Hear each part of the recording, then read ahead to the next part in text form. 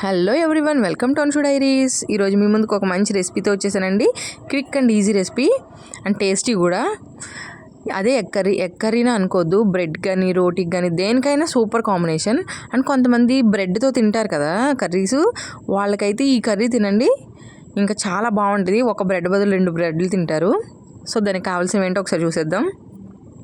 నేనైతే ఎగ్స్ తీసుకొని బాయిల్ చేసేసి తొక్కులు తీసేసి ఘాట్లు పెట్టుకున్నానండి.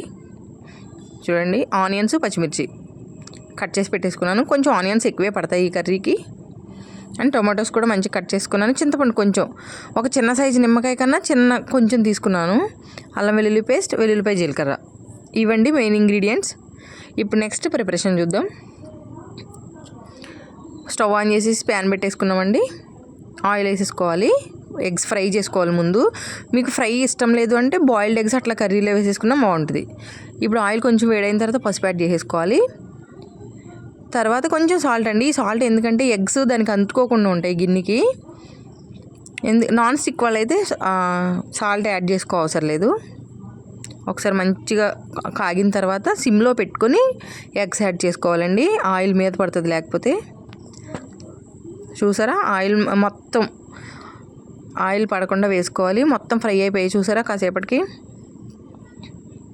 ఇప్పుడు డిష్ అవుట్ చేసేసుకుందాం. అదే ఆయిల్లో ఆనియన్స్ పచ్చిమిర్చి యాడ్ చేసేసుకోవాలి. మంచిగా ఫ్రై అయిపోవాలండి ఇవి.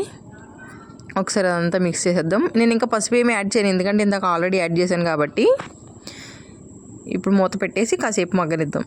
చూసారా, ఒక 5 మినిట్స్ తర్వాత మంచిగా ఆనియన్స్ అయితే కుక్ అయిపోయాయి.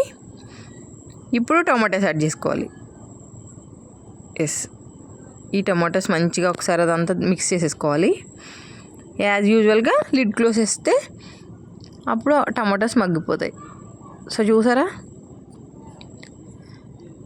టమాటోస్ మంచిగా కుక్ అయిపోయాయి. ఇప్పుడు అల్లం వెల్లుల్లి పేస్ట్ యాడ్ చేసుకోవాలండి. ఆ అల్లం వెల్లుల్లి పేస్ట్ పచ్చివాసన పోయేంత వరకు ఫ్రై చేసుకోవాలి. అల్లం వెల్లుల్లి పేస్ట్ వేసినప్పుడు మంచిగా ఫ్రై చేసుకోకపోతే కర్రీ అంతా అదే వాసన వస్తుందండి. మంచిగా ఫ్రై అయిపోవాలి. ఇప్పుడు టేస్ట్కి సరిపడా సాల్ట్ యాడ్ చేసేసుకోవాలి. అండ్ కారం కూడా టేస్ట్కి సరిపడా. ఒకసారి అదంతా మంచిగా మిక్స్ చేసేసి మూత పెట్టకుండానే ఒక 2 మినిట్స్ అలా ఉడకనివ్వాలండి. అప్పుడు మంచిగా అవన్నీ ఆ ముక్కలన్నిటికీ పడతాయి. ఇప్పుడు చింతపండు రసం వేసేసుకోవాలి. ఆ చింతపండు రసంతో ఒక 2-3 మినిట్స్ ఉడికించాలి. ఒకసారి మూత పెట్టేద్దాం. అప్పుడు ఆ చింతపండు రసం కూడా మంచిగా కుక్ అవుతుంది కదా. చూసారా, ఆయిల్ అంతా పైకి వచ్చేసింది. ఈ స్టేజ్లో వాటర్ యాడ్ చేసేసుకోవాలండి.